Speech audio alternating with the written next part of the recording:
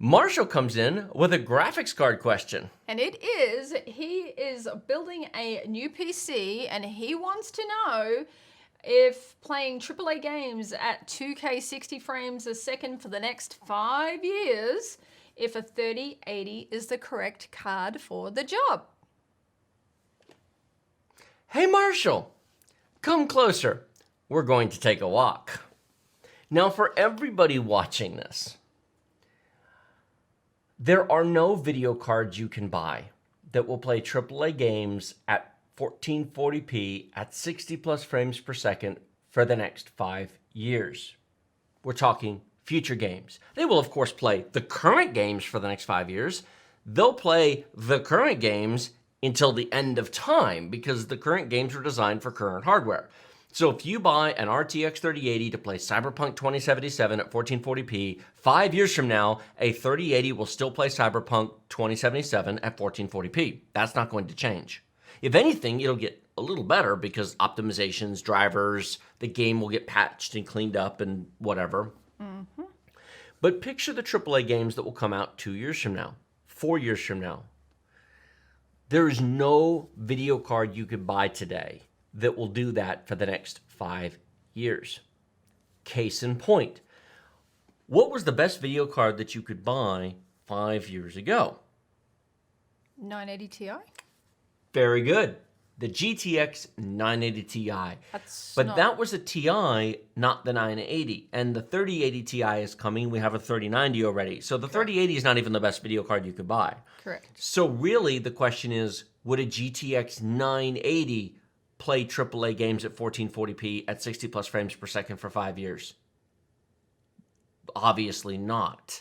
In fact, we just did a video on the 80 series, and I included the 980. And it's kind of a sad joke in that respect for 1440p gaming. It's rough at 1080p gaming. Well, it plays the games from then fine. Sure. But not now. No. Hey, 980 Ti, play Cyberpunk. You know, a 980 Ti, which is the Ti card, not the regular, a 980 Ti will play Cyberpunk 2077 just fine at 1080p. But the details turned down a bit. It really will. It's absolutely playable. Medium? Low? Yeah, medium. Medium. Will that give you 60? Yeah, you should be able to get 60 at 1080p medium. Okay. On a 980 Ti. All right. At 1080p. Okay.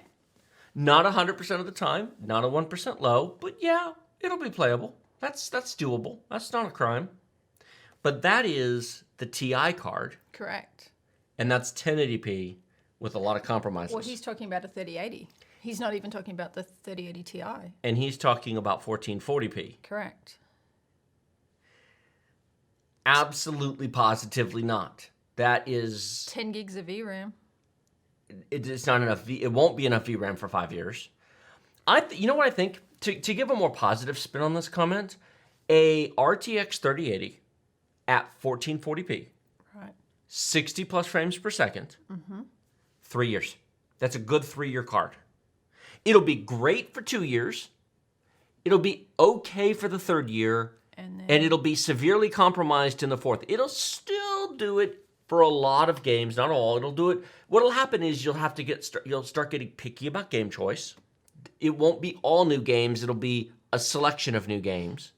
Some games will have to go to medium. Some games will have to have extreme DLSS turned on. Some games will run out of texture memory. By the 5th year, why are you even doing this anymore? It'll just be a terrible experience. It'll be fine for a while, and then it falls off a cliff as the hardware generation changes. Because think about it, if 2 years from now a 440 series comes out, and then 2 years from that a 50 series comes out, correct. 4 years from now you'll be on a 3080 when a 5080 is out. Here. Game developers at that point will be developing for the 4080 and the 5080 with some compromise choices for the 3080. Yeah, poor Bob. Yeah, the driver development guy.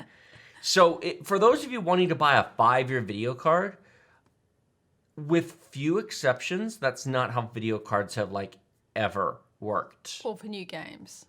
Right, for new games. I mean, even if you go back to the 2000s, if you go back to the late 90s, if you go back to the early 2010s, it's, 3 solid years. Video cards just don't last 5 years. They don't. Well, those are my thoughts. I will be interested to see whether you all agree with me or disagree with me down in the comment section below. In fact, if you disagree with me, I highly encourage you to tell me how much you disagree with me. It encourages YouTube engagement. Leave your comments down below.